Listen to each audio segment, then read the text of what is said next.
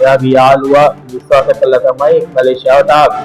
යාළුවාගේ නම ගතික වික්‍රමරත්න. එයා මැලේසියාවේ ශිෂ්‍යයෙක් විදිහට තමයි ජීවත් වෙන්නේ. එයාගේ WhatsApp ප්‍රොෆයිල් එකේ එයා මේ වීසා ඒජන්තවරයෙක් විදිහට පෙන්නනවා. එයා මට යෝජනාවක් කරා අලුත් වීසා එකක් හඳුන්වලා දීලා තියෙනවා ට්‍රේනින් වීසා කියලා. එයාට හිතවත් කම්පැනියක් කරා ඒ වීසා එක ලබා දෙන්න පුළුවන් කියලා එයා මට යෝජනා කරා. වීසා බලපත්‍රය භාවිතා කරලා එයාලා කරන්නේ මැලේසියාවේ ඉඳන් නීත්‍යානුකූල නොවන විදිහට ආදායම් උපය ගන්න. ගතික වික්‍රමරත්න ඔයත් එක්ක සංවාදයේ යෙදෙමින් ඔයා ගැන විස්තර කියමින් සිටිනකොට ඔයා ඇහුවේ නැද්ද ඔයා මේ ආයතනයක් පිටවල තියෙනවද ආයතනයේ මේ සම්බන්ධවද වැඩ කරන්නේ ඒ ගැන විස්තරයක් කොහොමද ඇහුවේ නැද්ද? එයාගේ WhatsApp ප්‍රොෆයිල් එකේ තොරතුරු ෂෙයා කරලා තිබුණ නිසා සහ ආයතනයක නමක් තියෙන නිසා සහ අර අපි අතර තියෙන යහළුවන් විදිහට තියෙන විශ්වාසය මත මම වැඩිදුර විස්තර හොයන්න ගියේ නැහැ. මේ හොඳට ජීවත් වෙන්න පුළුවන් ක්‍රිස්තියානි විදිහට ඇවිල්ලා ශ්‍රී ලාංකිකයෝ හොඳ ජීවිත ගත කරනවා. Global Entry Solution කියලා තමයි මේ ආයතනය පවත්වන්නේ. ලංකාවේ ඉඳලා අලුතෙන් එන්න බලාපොරොත්තුෙන් ඉන්න අයට මම මේ දැනුවත් කිරීම කරන්නේ Global Entry Solution කියන සමාගමක් යටතේ ගතික වික්‍රමරත්න කියලා පුද්ගලයෙක් කවුරු හරි ස්ටුඩන්ට් වීසා වලට හරි එහෙම නැත්නම් වෙනත් වීසා එකක් කියලා හරි දැනට සම්බන්ධ වෙලා ඉන්න කෙනෙක් වෙන්න පුළුවන්. එහෙම නැත්නම් ඉස්සරහට ඒ වගේ ආයතනයකින් ඕගොල්ලන්ට කතා කරන්න වෙන්න පුළුවන්. ඒ මොන දේ වුණත් ඕගොල්ලෝ මේ ගැන දැනුවත් වෙන්න ඕනේ. ඒ වගේ පුද්ගලයන්ට රැවටෙන්න එපා කියන එක තමයි අපේ ප්‍රධාන මාතෘකාව. එයාත් එක්ක සම්බන්ධ වෙලා ඔය මොන වීසාවකින්ද ඔයා මැලේසියාවට එන්නේ? යා මට මේ උපදෙස් දුන්නේ මම මේ ටුවරිස්ට් වීසා එකකින් මැලේසියාවට ඉස්සෙල්ලා එන්න ඕනේ කියලා. ආවට පස්සේ දවස් 20ක් ඇතුළත අර ටුවරිස්ට් වීසා එක ට්‍රාන්ස්ෆර් කරලා දෙන්නම් කියලා කිව්වා ට්‍රේනින් වීසා එක. ට්‍රේනින් වීසා එක පාවිච්චි කරලා මට අවුරුදු 2ක් මැලේසියාවේ නීත්‍යානුකූලව රැඳී ඉන්න පුළුවන් කියලා තමයි යා කිව්වේ. ගතික වික්‍රමරත්න කියන කෙනා ලංකාවේ මොකද යන්නේ? කොළඹ සෞන්දර්ය විශ්වවිද්‍යාලයේ උපාධිධාරියෙක් ඒ වගේම කොළඹ වේළුවන විද්‍යාලයේ චිත්‍ර ගුරුවරයෙක් වශයෙන් අවුරුදු 10කට අධික කාලයක් සේවය කරා කියලා තමයි අපි ලංකාවේදී හුව හඳුනගෙන හිටියේ. එයා මගෙන් රුපියල් ලක්ෂ 13ක මුදලක් අය කරා. 2025 සැප්තැම්බර් 10 මේ සහෝදරිය මුලින්ම මැලේසියාවට එනවා විසිට් වීසා එකකින්. සැප්තැම්බර් 11 එයා ඔයාව ගෙන්න ගත්තා එයාගේ නිවසට.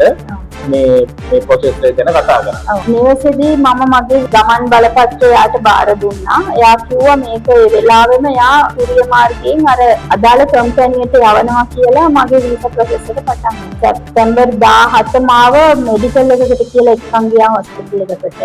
ඊට පස්සේ සැප්තැම්බර් 17 වෙනිදා දවස් කිහිපයකට පස්සේ යා කියන්න පටන් ගත්තා මගේ පාස්පෝර්ට් එකයි ශ්‍රී ලාංකිකයෝ 50ක් වගේ ওই වගේ ගානකට පාස්පෝර්ට් ඉමිග්‍රේෂන් එකට මේ වීසා හදන්න ගිහින් තියෙනකොට මේ ඉමිග්‍රේෂන් එකෙන් වෙරිෆයි කරන්න ලංකාවට අපහු යවන්න වෙලා කියලා. ඒකට එයා හේතුව විදිහට කිව්වේ ශ්‍රී ලංකාවේ පාස්පෝර්ට් එක පාට ඒවා තියෙනවා කිව්වා. සහ අර උඩ පිට පොළය මේ සමහර අයගේ මැකිලා ගිහින් කිව්වා. ඒක නිසා ඉමිග්‍රේෂන් එකට සැකයක් තියෙනවා මේවා ඇත්ත පාස්පෝර්ට් බොරු ඒවාද කියලා. ඒ හේතුව මත රජය හරහා මැදිහත් වෙලා මේ පාස්පෝර්ට් ඔක්කොම ලංකාවට යවලා තියෙනවා වෙරිෆයි කරන්න.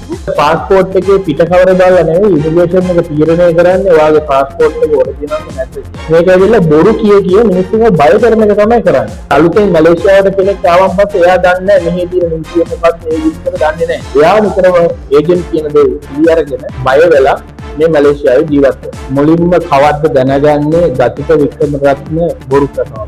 මම දිගින් දිගටම අහනකොට එයා කිව්වෙම වීසා එක පාස්පෝර්ට් එක දැන් අපේ කන්ට්‍රෝල් එකේ නැහැ. ඉමිග්‍රේෂන් එම්බසි ඕවා හරහා පරීක්ෂණ මේ වෙරිෆිකේෂන් වල තියෙනවා අපිට අත ගහන්න විදියක් නැහැ. කවදා හරි ඒක එනකන් අපිට ඉන්න වෙනවා කියලා කිව්වා. ඉතින් මට සැක හිතුණා මේක වෙන්න පුළුවන් කියලා. ඊට පස්සේ ඔයා මට කතා කරනවා නේද? වීසා එක්ස්පයර් වෙන්න දවස් 3කට ඉස්සෙල්ලා ඔයා මට කතා කරනවා මොකද ඔයාට දැනෙච්ච සැකෙත් එක්ක.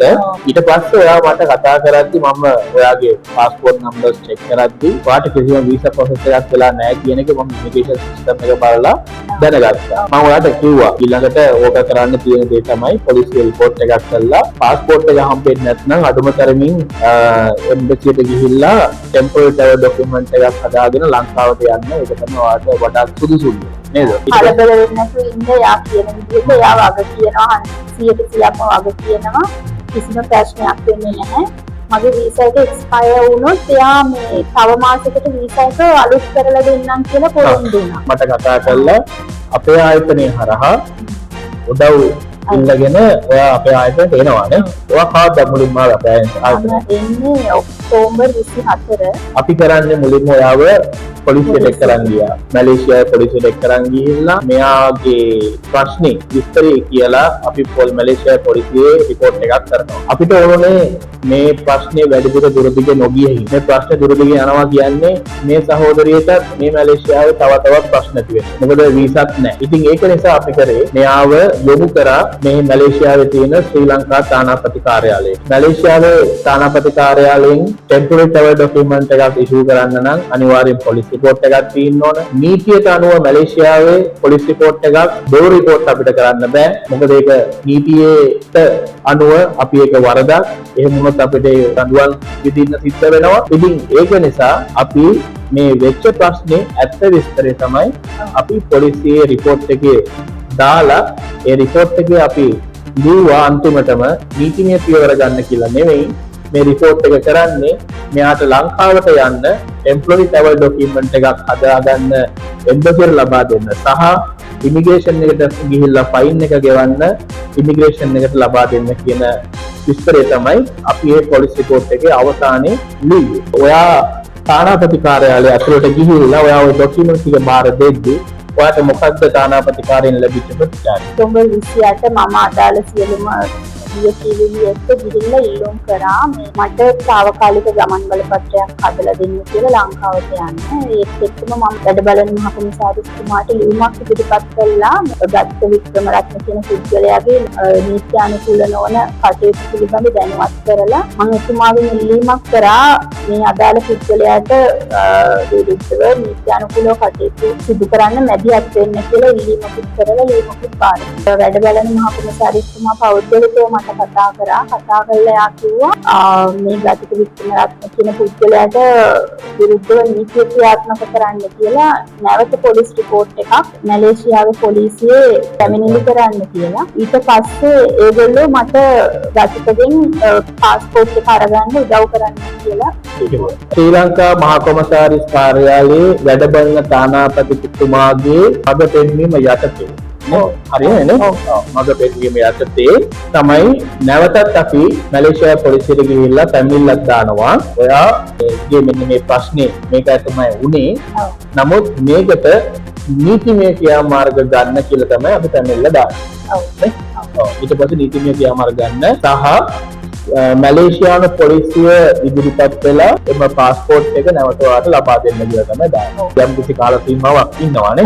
ඊට පස්සේ ඔයාලට කෝල් එකක් යනවා. එතකොට කාගෙන්ද ඒ කෝල් එක එන්නේ? ඒ විස්තරය අපේ බලන්නට කියන්න. ගාතික වික්‍රමරත්න මට ඔක්තෝබර් 31 කෝල් කළා කිව්වා මගේ ගමන් බලපත්‍රයේ මහ කොමසාරිස් කාර්යාලයේ තියෙනවා. එයාලත් එක්ක කතා කරන්න ගිහිල්ලා ඔයාලට බලන්න පුළුවන් ඔයාගේ පාස්පෝර්ට් එක ඉහළ කියලා මාව දැනුවත් කළා. මම මහ කොමසාරිස් කාර්යාලයට දුරකථනයෙන් අමතලා කන්සිල් ඩිවිෂන් එකේ නිලධාරීන්ගෙන් ඇහැව්වා මෙහෙම මට කෝල් කරලා කිව්වා මගේ පාස්පෝර්ට් එක ඔයාලා ළඟ තියෙනවද කියලා. එතකොට ඒ නිලධාරීන්ගේ විස්මයටපත් වෙලා මගෙන් ඇහුවා ඔයාගේ පාස්පෝර්ට් එක කොහොමද මෙහෙම අපිට මොකටද ඔයාගේ පාස්පෝර්ට් එක කියලා. එහෙම වෙන්න විදිහක් නැහැ. සහ ඒ මහත්මිය කිව්වා ගත්ත වික්‍රමරත්න මේ වැඩ බලන මහ කොමසාරිස්තුමාව හමු වෙලා පොරොන්දු වුණා කියලා මගේ ගමන් බලපත්‍රය ලබා දෙනවා කියලා ලිඛිතව ලියුමක් කියලා පොරොන්දු වෙලා ගියා.